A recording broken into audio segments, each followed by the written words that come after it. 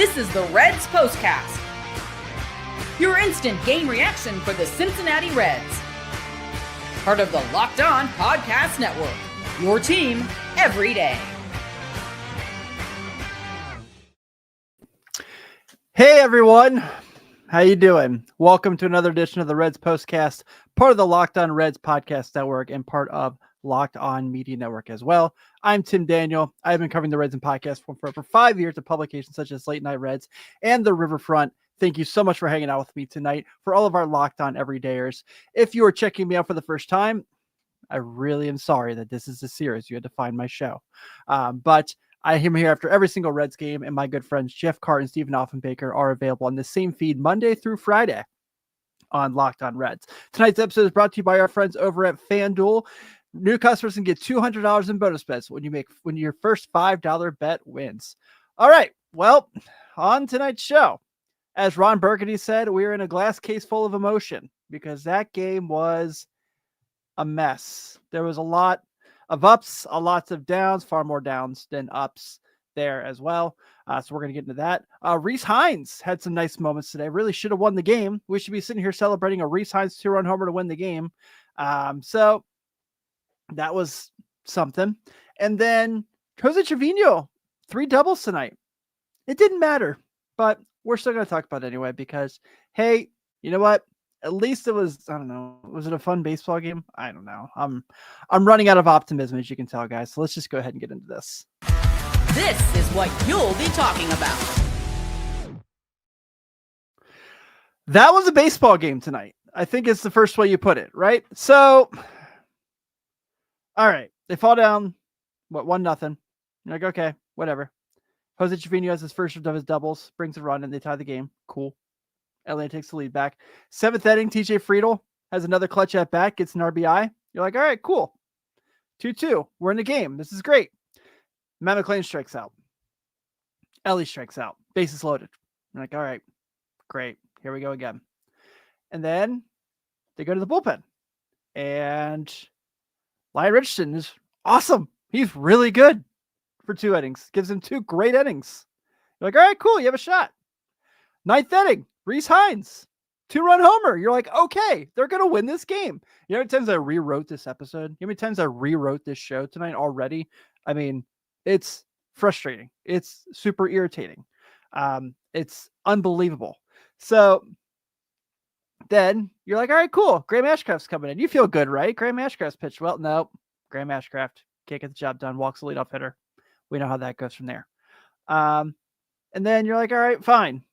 Luis May steps up, does his thing. You're happy to see it. Nothing matters from there because Blake Dunn happens.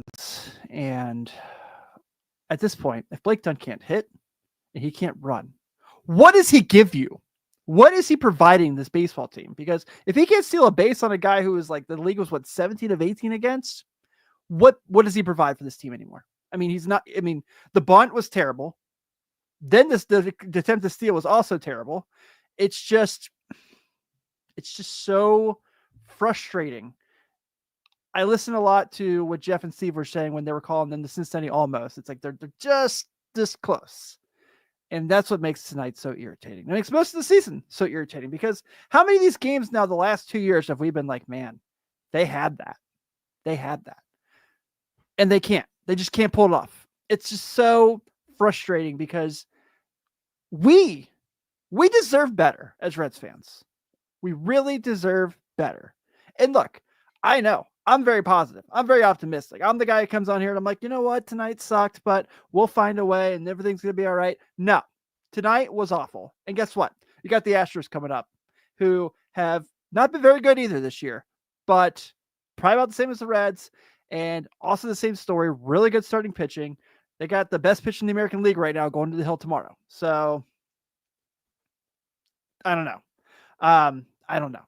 And I know that there's going to be people who want to come in here and be like, well, what about the obstruction on Blake? I'm like, no, I don't care. I don't care about the obstruction call that wasn't called. For once, we saw Tito and Colin Cowgill both get ejected there. Nice to see. Too little, too late. How many times did the Braves just smoke a ground ball through the infield today? Like, it felt like 100 times. I know that's a complete exaggeration, but it was just too much. At some point, you got to win these games. At some point, things have to go through. At some point, you have to find a way. Like, for example, when they tie the game in the 9th, why is Gavin Lux throwing home? Hit the cutoff guy. Hit Ellie. What are you doing? Like, why? What was the point there? I don't know. Oh, yeah. And by the way, once again, 3 for 15 with runners in scoring position. 3 for 15. In context, let me pull up the notes real quick just to make sure we're all on the same page because, I like to. Okay, Atlanta wasn't much better. They were 4 for 13. But, you know what? One extra hit more than the Reds, and one was all they needed. This is just, I don't know. They got walked off twice in 4 games here. They won last night in a really gutsy game.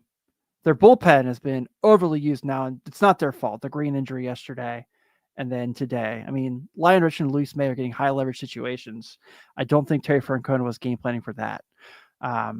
But they got it, man.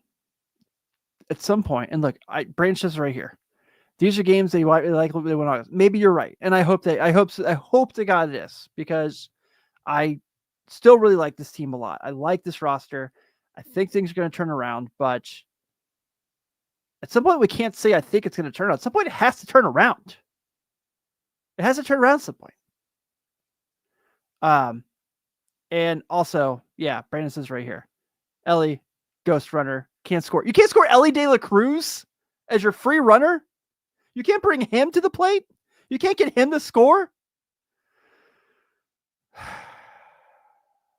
What are we doing? What are we doing? I mean, I get it. Baseball's a wonky game. But I don't know. I mean, at this point, it just is what it is. But you know what? It wasn't all bad tonight, I guess. I mean, it's disappointing, obviously, and you're frustrated, and I probably am showing that I care a little too much. But you know what? Some guys had some nice days, and let's just go ahead and let's be nice. Let's try to be positive here, and let's talk about it right after this.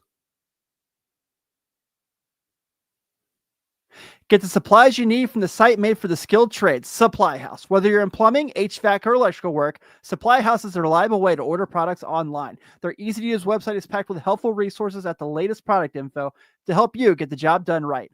Plus, with a complete inventory of over 200,000 parts from 400-plus top brands, you'll find exactly what you need delivered fast from coast to coast. Need help with an order? Supply House offers expert support and industry-leading service, so you'll always talk to a real person. And for the trade pros looking for an extra edge, their free Trade Master program offers exclusive perks like a dedicated phone line, free shipping, and discounts on every order. Thousands of skilled professionals are already taking advantage. Now it's your turn. Join the Trade Master program today at supplyhouse.com/GHIM and start ordering plumbing, HVACs, and electrical supplies with just a few clicks. Plus, use promo code SH5 for 5% off your first order. Need to feel up a little bit for the next one. The NBA playoffs are in full swing, and that's not going well for me either, in case you didn't know. And every night delivers worthy performances, major momentum shifts, and can't miss moments like Tyrese Halliburton hitting game-winning shots on my favorite team. Or a breakout player like Anthony Edwards, who's really awesome. FanDuel makes it easy to stay in the game before tip-off and live with prayer props, performance trends, and same-game parlays. Fans have a more ways than ever to play smart and win big. Those who know me know I love the Cleveland Cavaliers. That is my team. They need a win badly tomorrow night in Indiana. And I'm taking my guy, Spida, Donovan Mitchell, over 40.5 points, rebounds, and assists at minus 122 and the over 229.5. You can check FanDuel for current playoff odds and player props to include. Now, new to FanDuel, it's perfect time to sign up. Head to FanDuel.com and place your first $5 bet. If it wins, you'll get $200 in bonus bets.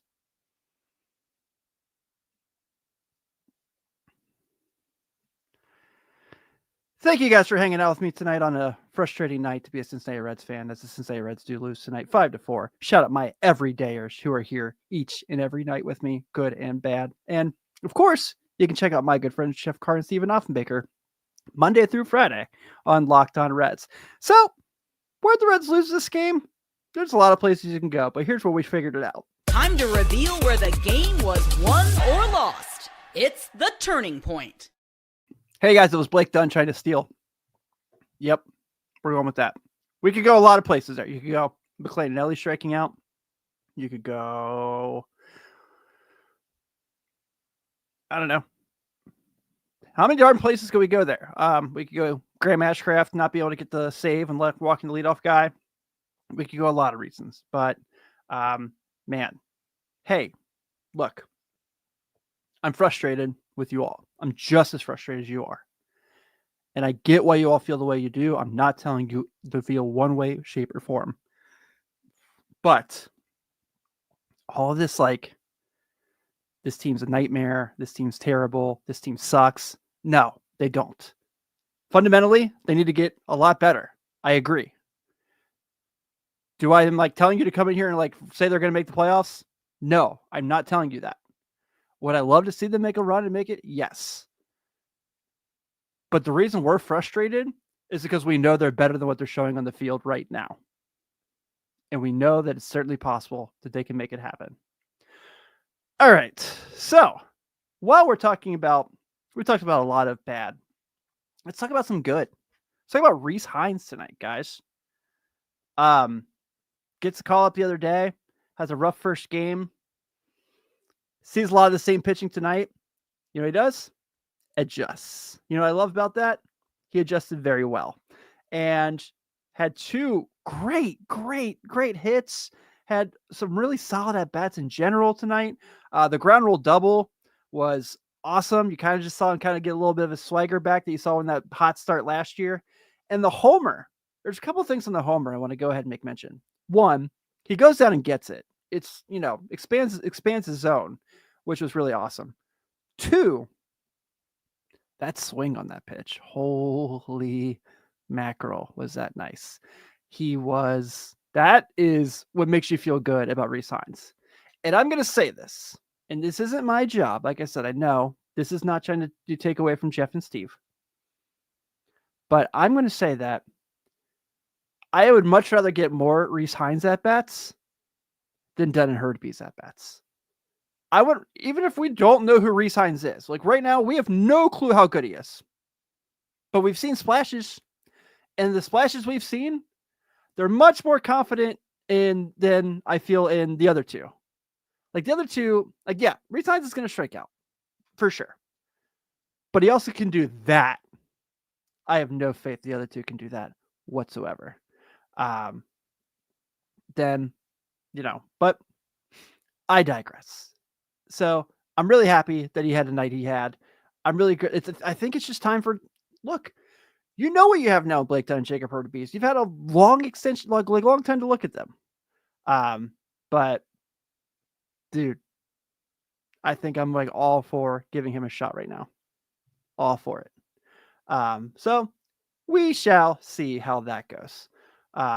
Also, we got a decent night from our good guy, our good friend, Jose Trevino, who showed up and had a big hitting day as well. So we're going to talk about him as well here in this after the next segment.